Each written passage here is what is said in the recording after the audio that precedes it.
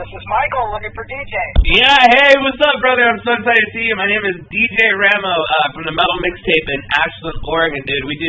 We do interviews, we throw festivals, we support local music, global music, and we support badasses and legends like you, Michael. Oh, that's so cool. Thank you so much. Yeah, no, I appreciate you making time, dude. I know you have a really busy schedule. You're knocking these interviews like crazy, man. So let's talk about your new album. Let's have fun and let's just enjoy ourselves for the next 20 minutes. Right on. All good. So Michael, of course, your new release, Digital Noise Alliance, absolutely fantastic. There's so many songs I want to get into, but I know from a lot of fans here in Southern Oregon and just on the Pacific Northwest, we want to get to know our guests a little bit, and especially if we have the opportunity to talk like you, man, we got to know it, Very good. I'm all for it. So Michael, dude, you've been doing this for years. You've been doing this for decades. You put so much work in your art and craft. The virtuoso you are on the guitar, like seeing where your career is now, and maybe like where you started as a kid. Is everything what you expected it to be? Like maybe if you were to look at it like when you first started doing music, like now after all these years and putting in all this work and releasing all this great music. Is this the rock star lifestyle, the touring? Is it everything you thought it would be? Well, yes and no. I mean, when I first started this, I was 18 years old. So, I mean, do you remember when you were 18? Yeah.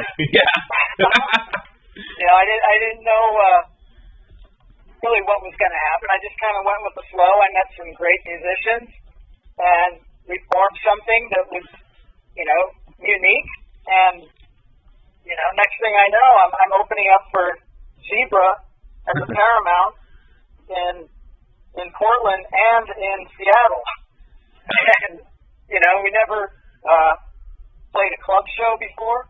And next thing I know, we're flying off to Texas for the Texas Jam, opening up for amazing Quiet Riot at that time. Oh, I mean, they had come out and Feel the Noise, that big album. Oh God, and yeah. So all of a sudden, I'm 20, 21 years old and I'm playing in front of 10,000 people at the Texas Jam, and it's like, holy crap, this is amazing. Yeah. I think when you think about how everything leads to another along the way, your path, and I think a lot of it is just opportunity.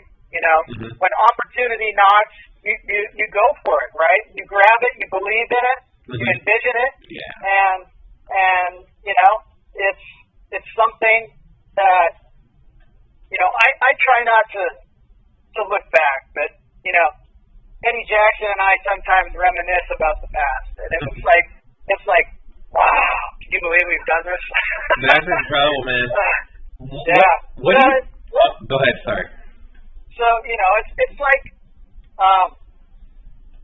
you couldn't have planned it the way it happened. I mean, it's just a belief in what you're doing, and, wholeheartely you just go for it. So, we're still doing it today. When going through everything, you said you started at 18, was there like a harsh reality you had to learn, or like a huge lesson you had to learn that like as soon as you started like traveling and playing shows constantly and all this, was there like a big like maybe like adulting or like just like a big lesson or a big like fuck up that happened that you like really like you think propelled you, or like a lesson you learned? I think what the eye-opening experience is learning, like when you sign a record deal and they give you a boatload of money or tour support, and not realizing that you have to pay that back. Oh man, yeah.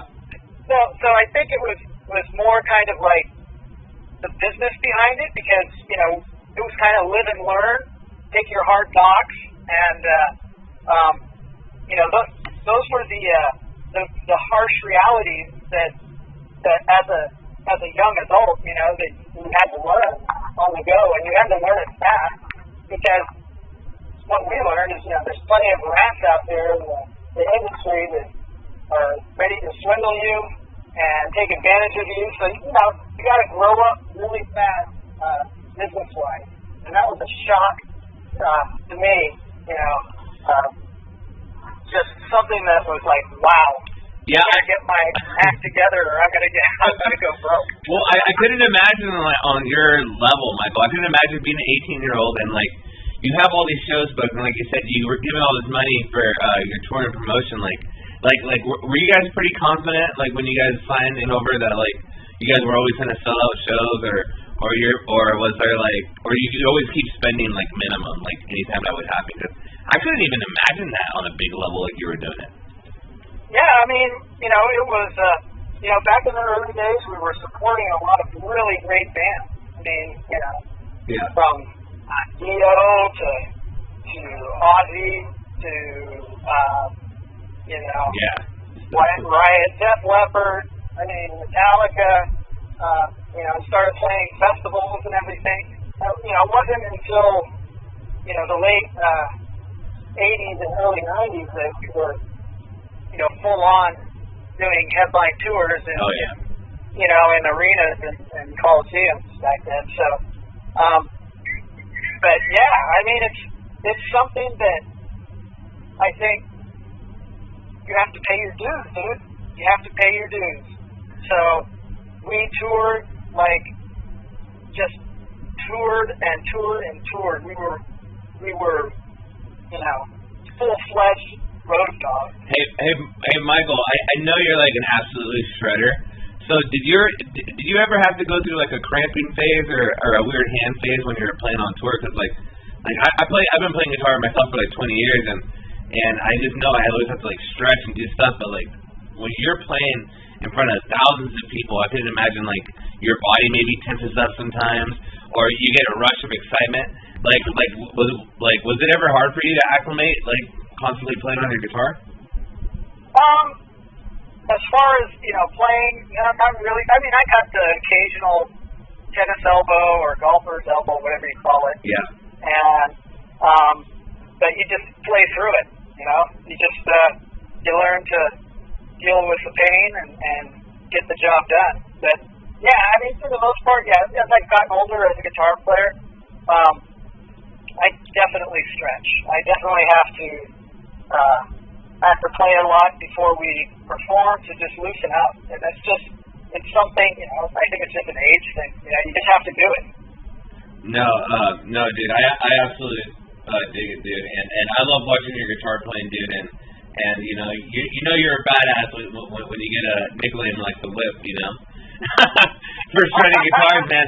So, dude, I want to get a perspective from a shredder like you. Like, what are you thinking about like the new type of styles like kids and teenagers are playing these days? It seems like every kid is playing out of a Kemper or is playing like a 7-string to 9-string or doing some weird variations. Like, what are you thinking about like the new age of guitar players coming out, like rising up? Well, you know, it's like you know, it's a different game right now. You know, you've got social media. Yep. You know, you've got, you know, you have the internet.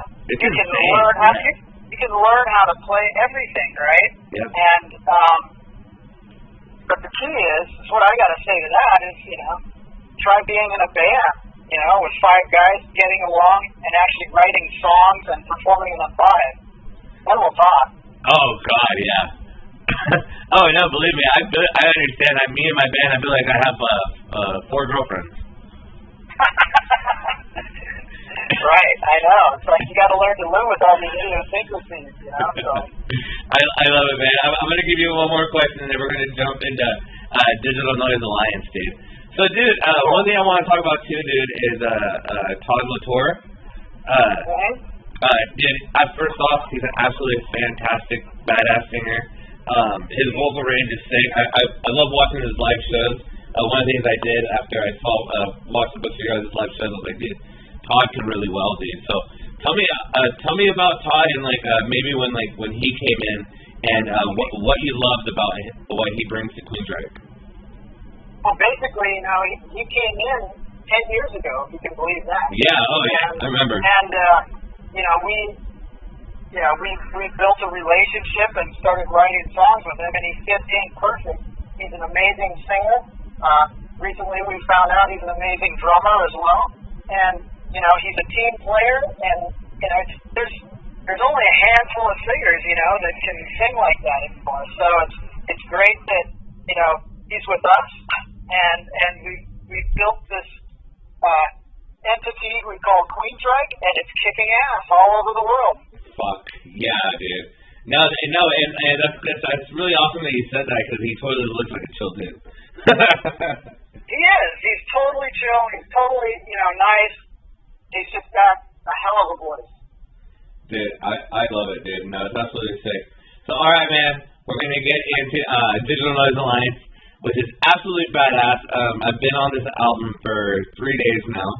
I had to listen on headphones in my car and at work. It's absolutely fantastic. Of course, the songs that stuck out to me was Chapters, Out of the Black, Nocturnal Light, and In Extremis. Is that what it's called? Extremis? Yeah. Oh yeah. In Extremis. Oh yeah. So, dude, this album is sick front to back. For any listeners out there, if you like shredding guitars, my favorite thing about your music, I think, is like just how you're building all these structures around these songs and the melodicness, dude. And I've just hearing your albums, you know, over time, man. Like when I hear guitar players like you, and you're putting out all this like new, fresh material, and it still just kicks ass, man. Like you've been writing. Like, have you ever experienced any sort of like writer's block or anything? Because this album is absolutely fire, dude. Like how where do you pull your inspiration from? After doing it for a long time. Well, you know, it's kind of whatever's flowing through the stream of consciousness. And that's something I think I've learned to do. You know, I will not, you know, inhibit any ideas that come into my head. And that's what's great about this album. Most of the songs were built off a guitar riff. Yep. And something that was completely improvised that I laid down. So I just, you know, for me, I just let it flow. And what's great is I have my bandmates to tell me if I ripped off myself or ripped off another guitar riff from somebody else. So I've got the watchdogs on me. So yeah, you know, I just whatever works, whatever's happening in my head, I just translate it to the guitar, and that's the way I've been doing it for 40 years. Dude, no, I absolutely love it, man. It's I love shredding, dude. I guess maybe I'm biased, and I just love shredding guitars. So when I listen to this, I'll just in heaven the entire time. But dude, it's like with all these new songs, is there some of the songs on there that you enjoyed the most? And also, second part of this question is how do you know when a song is done? Do you get approval by everybody? Does everybody think it's okay? Or because I know you did bring up how your bandmates do tell you if it's like you'd be ripped off yourself, or if it's another riff. Like how do you know when a song's done? And what was your favorite song to work on? Well, you know, it's when a song is done, it's more of a group effort, and even the producer has a say in it. It's like, you know, it's what we're going for.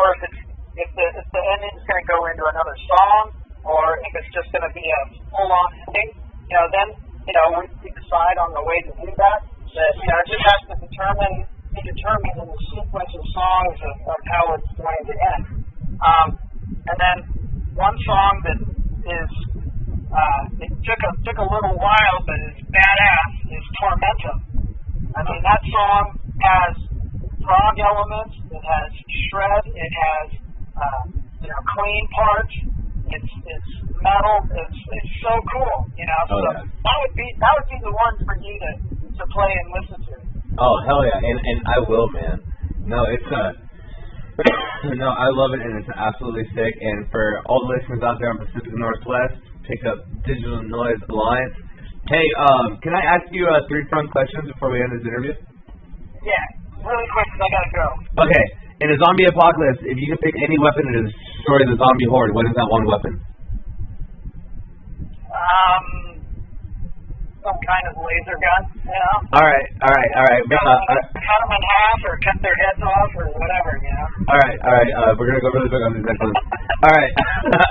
If you could choose your death, but it had to be by a villain in a horror movie, who would you choose to kill you? Wow. Jeez. It's got to be a villain? Okay. Yep. I don't know, maybe the Riddler? I like it. I like it. Alright, last question. Is there a band that you think is underrated from the 80s that you wish would have got more recognition?